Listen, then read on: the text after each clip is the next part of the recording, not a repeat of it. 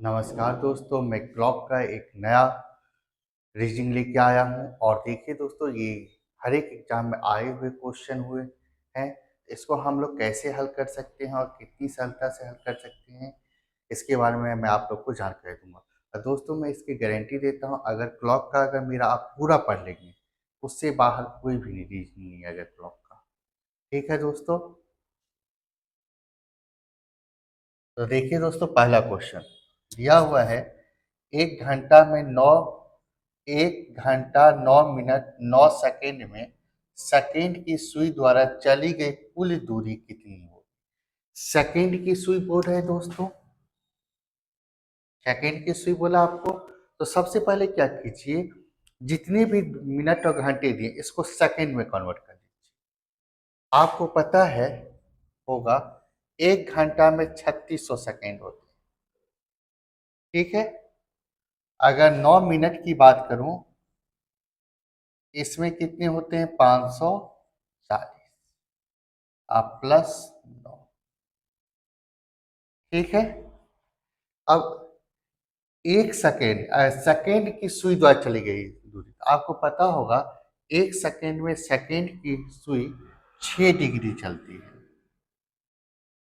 ठीक है, ये तो आप लोग को पता होगा, नहीं पता है तो उनके लिए एक बार देख लीजिए आप लोग। 1 घंटा दिया है, 1 घंटे में 60 मिनट, और मिनट को कन्वर्ट करो तो इंटू 60 सेकेंड के लिए। ठीक है, 6 6 3600 हो रहा है। इसी प्रकार 9 मिनट दिया है, और 1 मिनट में कितने सेकेंड, 60, तो 540 +9 सेकेंड। ठीक है, ऐसे बना है ये।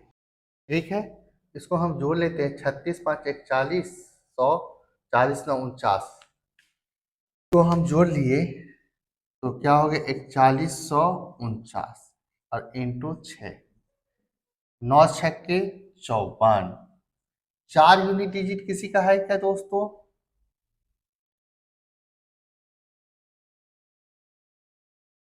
ये राइट आंसर। देखिए, पहला ऑप्शन टकराए तो पेपर में ऐसे ही आप लोग आंसर, पहला ऑप्शन टकराए तो पेपर में ऐसे आंसर मार के निकल जाइएगा। लेकिन मैं पूरा करते हैं, 6 × 9 = 54, हासिल 5, 6 × 4 = 24 और 5 और 29, हासिल 2, 6 × 6 और 2 8, 6 × 4 24। ठीक है, नेक्स्ट इसी पर आधारित एक क्वेश्चन और लेते हैं। 1 घंटा 15 मिनट 20 सेकेंड में सेकेंड की सुई द्वारा चली गई कुल दूरी कितनी होगी। ठीक है, सेम पैटर्न है, ये भी सॉल्व करते हैं इसको। 1 घंटा में आपको पता चुका है कितने होते हैं, 3600। 15 को क्या कीजिएगा दोस्तों, 60 से गुना। 1 घंटा को 3600 से गुना कर लिए, तो 15 छक्के 900 +20, 36 और 9 कितने हो जाएंगे दोस्तों, 4500, और 20 4520। अब इंटू, ये सेकेंड हो गया, 6 डिग्री से गुना कर दीजिए। यहाँ पर भी कर सकते हैं, into 6 degree, into 6 degree, 4520 into 6। Zero का जीरो, सभी का यूनिट डिजिट जीरो है, रहने दीजिए। 6 दूनी 12, सेकेंड डिजिट सभी का इन तीनों का है, हासिल 1, 6 × 5 = 30 और 1 × 30। इसका मैच कर गया, इसका मैच करके तो पेपर हम ऐसे आंसर मान लीजिए। हासिल कितना बचेगा आपका, 3, 6 × 4 = 24 और 3। ठीक है दोस्तों, नेक्स्ट क्वेश्चन देखिए। किसी घड़ी में 10 बज के कुछ मिनट हो रहे हैं। यदि घड़ी की घंटे एवं मिनट के मध्य 30 डिग्री का कोण हो रहा है, तो घड़ी में कितने मिनट हो रहे हैं। इस बार मिनट पूछा है। तो दोस्तों, आप लोग को पहले मैं बताया था, याद होगा, थीटा बराबर होता है फार्मूला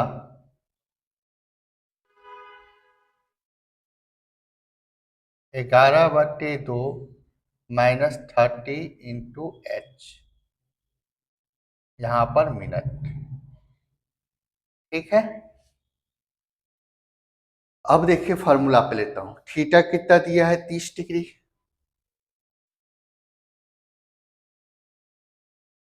ठीक है, 11/2 -30 इंटू मिनट की घंटा कितने का है, 10 घंटा।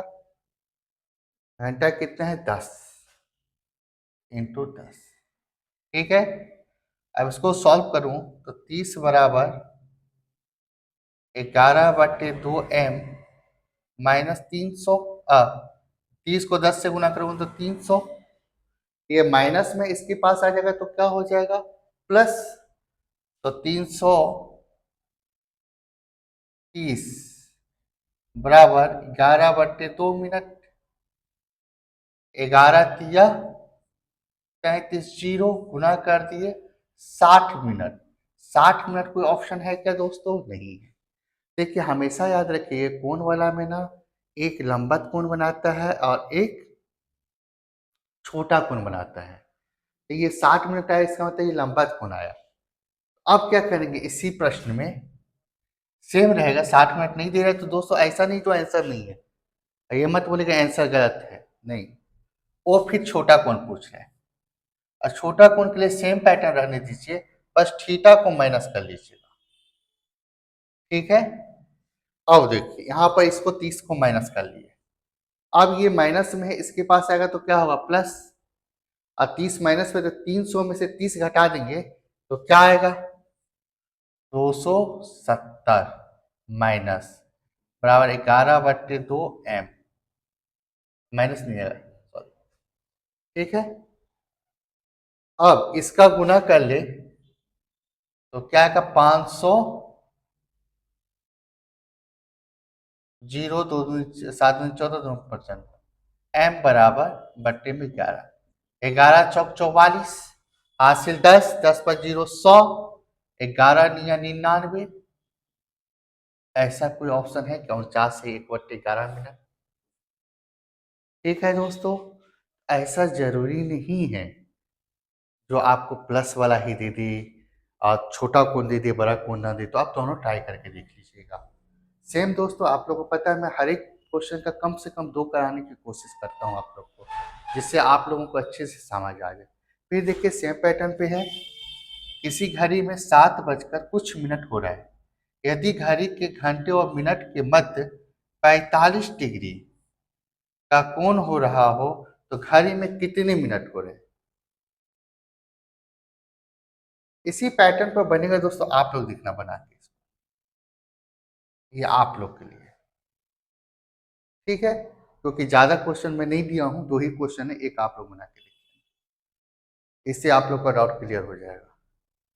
अब आइए दोस्तों, एक डिजिटल घड़ी में 7:40 का दर्पण प्रतिबिंब क्या होगा? तो दर्पण प्रतिबिंब पूछ रहा है दोस्तों, तो हम लोग कितने बच्चे क्या करते, दर्पण प्रतिबिंब दिखा, समय दिखा 11:40, 11:60 लिख लेते हैं और सीधे वो 7:40 से माइनस कर देते हैं। ये 20 आ गया, इस 4, 1 मिनट, ये 4:20 दिया है और 4:20 आंसर मार के निकल जाते हैं। ठीक है, तो ये पूरा ही गलत है दोस्तों, याद रखिएगा आप लोग, डिजिटल घड़ी में कोई भी कांटा होता ही नहीं है।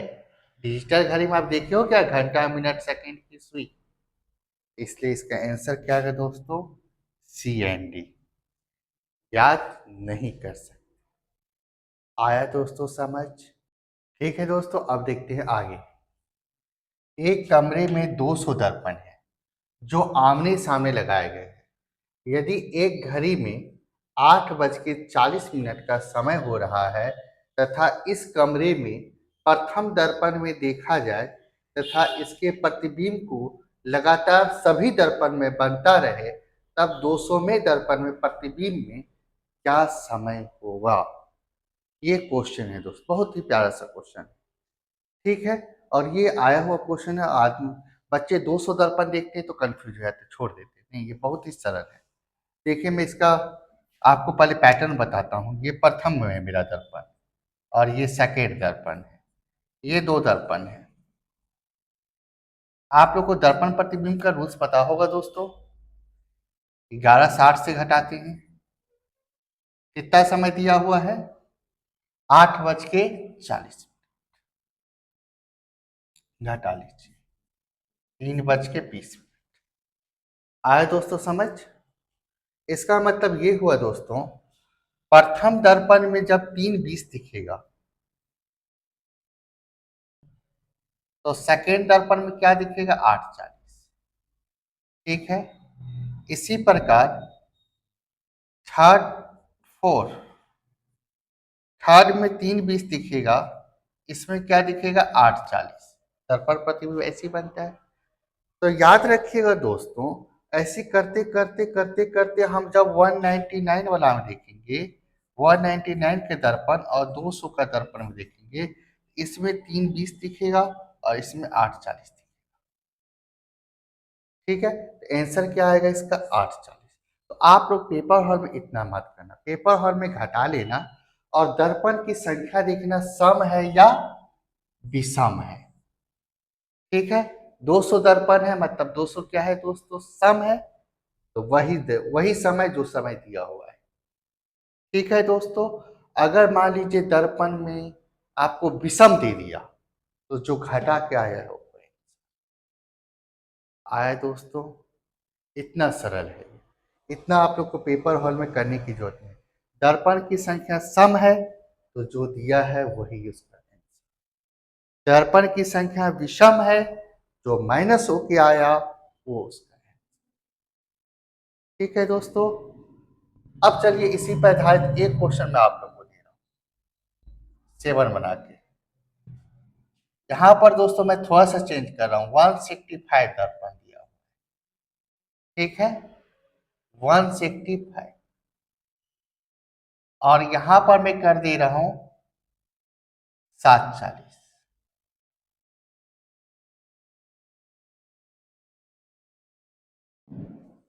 ठीक है,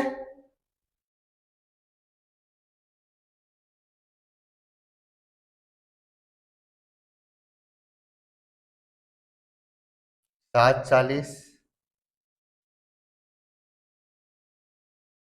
अब दोस्तों सातवां का आंसर आप लोग मेरे को बताइए कमेंट्स बॉक्स में,